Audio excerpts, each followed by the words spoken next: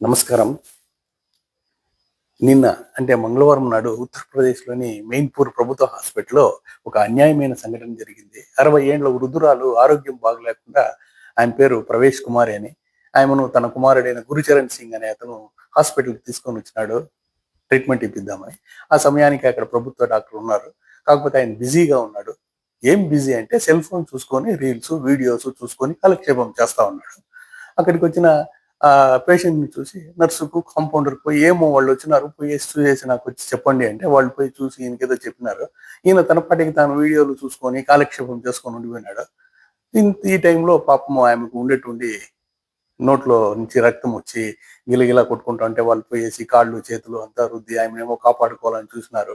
హాస్పిటల్‌కి వచ్చిన 15 నిమిషాల లోపలే పాపం ఆమె చనిపోయింది. దిక్కుతోచని స్థితిలో ఏడ్చుకొని డాక్టర్‌ని పోయి "ఏమయ్యా నువ్వు కానీ వచ్చి ఇక్కడ వచ్చి మా అమ్మను మీరు అటెండ్ చేసింటే పేషెంట్‌ని అటెండ్ చేసింటే బతికుంది కదా! ఏం మీరు ఇంత దుర్మార్గమైన చర్య చేసినారే" అని ఏడ్చుకొని అడిగితే డాక్టర్ అనేవాడు ఏం చేయాలా? కనీసం సారీ అన్నా చెప్పాలా? లేదంటే ఆ పని చేసినప్పుడు వాళ్ళనే ఎదురు తిరిగి చెంపదెబ్బ కొట్టినాడు. దాంతో అక్కడ ఉండే వాళ్ళంతా కూడా ఏకమయ్యేసి బాగా గలాటా చేసే లోపల పోలీసులు వచ్చి అక్కడ అన్ని సద్దుమణిగేటట్లా తర్వాత చేసినారు. అది వేరే విషయము.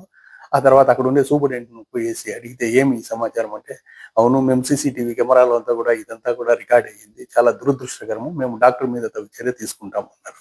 మీరు చర్య తీసుకుంటే ఏం చేస్తారు? ట్రాన్స్‌ఫర్ చేస్తారు. లేదా ఇంక్రిమెంట్ కట్ చేస్తారు. ఇంక అంతకు మించి ఏం చేస్తారు? పోయిండే ప్రాణం ఎలా తీసుకొనొస్తారు మీరు డాక్టర్‌కి పేషెంట్‌ది? ఎందుకు మీకింత నిర్లక్ష్యము?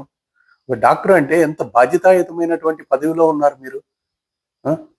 మీరు ఇంత చదువు చదివి, ఇంత పేరు ప్రఖ్యాతులు పొందిన డాక్టర్లు మీరు క్లినిక్‌లో ఉండిపోండి మీరు. లేదంటే మీ సొంత పనులు మీరు చూసుకోండి. మీకు ప్రజాసేవ చేయకూడదు అన్నటువంటి ఉద్దేశం ఉండే మాదిరిగుంటే ప్రభుత్వ హాస్పిటల్‌కి వచ్చి మీరు ఇంత నిర్లక్ష్యంగా ఎందుకు పనిచేస్తారు? యూపీ గవర్నమెంట్ కాదు సార్. ఏ ప్రభుత్వమైనా సరే ఇలా నిర్లక్ష్యంతో పనిచేసేటటువంటి డాక్టర్లని అంతేకాకుండా నిండు ప్రాణాలను బలి చేసుకున్నటువంటి ఈ డాక్టర్ల మీద క్రిమినల్ కేసు బుక్ చేయాలా? హత్యా నేరం వీళ్ళ మీద బుక్ చేయాలా? నిర్లక్ష్యంగా పనిచేసినటువంటి డాక్టర్లని. ఈ అసలు ఈ సెల్ ఫోన్‌లనేది ఈ ప్రభుత్వ హాస్పిటల్‌లో కానీ, ప్రైవేట్ హాస్పిటల్‌లో కానీ, కాలేజీల్లో కానీ, పాఠశాలల్లో కానీ ఇలా కొన్ని కార్యాలయాల్లో ప్రభుత్వము చట్టం తెచ్చి సెల్ ఫోన్‌లను నిషేధించాలి. ఇలాంటి వాళ్ళకి ఏదైనా అత్యవసర పరిస్థితులు ఏర్పడితే ల్యాండ్‌లైన్స్ ఉన్నాయి కదా! ఆ కాలం నుంచి కూడా. లేదంటే కొత్తగా ల్యాండ్‌లైన్స్ పెట్టుకోండి. ల్యాండ్‌లైన్స్ ద్వారా మాట్లాడండి. మీకేదైనా సమస్యలుంటే మీ వాళ్ళతో మాట్లాడుకోవాలి. లేదా మీకేదైనా అత్యవసర కాల్స్ వచ్చే మాదిరిగా ఉంటే ల్యాండ్‌లైన్స్‌తో మాట్లాడుకోండి.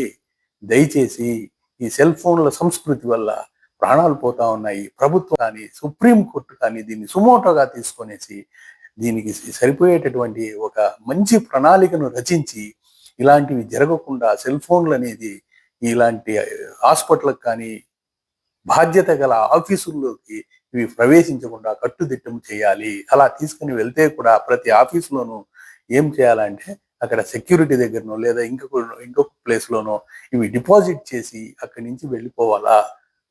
కాబట్టి ఈ సీసీ కెమెరాల వల్ల ఈ కనీసం ఏం జరిగిందనన్నా మనకు తెలుస్తా ఉంది. అది కూడా ఈ సీసీ కెమెరాలు లేదనంటే ఆ డాక్టర్లు నిర్లక్ష్యంగా ఇంకా సమాధానం చెప్పి చట్టం ముందు నుంచి తప్పించుకొనేసి వెళ్ళిపోయుంటారు. కాబట్టి నేను భారత ప్రభుత్వాన్ని, సుప్రీం కోర్ట్‌ని, ఈ న్యాయస్థానాలన్నిటిని కూడా చేతులు జోడించి అడుగుతూ ఉన్నాను. దయచేసి హ్మ్, ఇలాంటివి పునరావృతం కాకుండా మీరు ఈ దీని మీద సమగ్ర విచారణ చేసి ఈ సెల్ ఫోన్‌లనేటటువంటి దాన్ని నియంత్రించాలా అని చెప్పేసి నేను కోరుకుంటా ఉన్నాను. జై హింద్.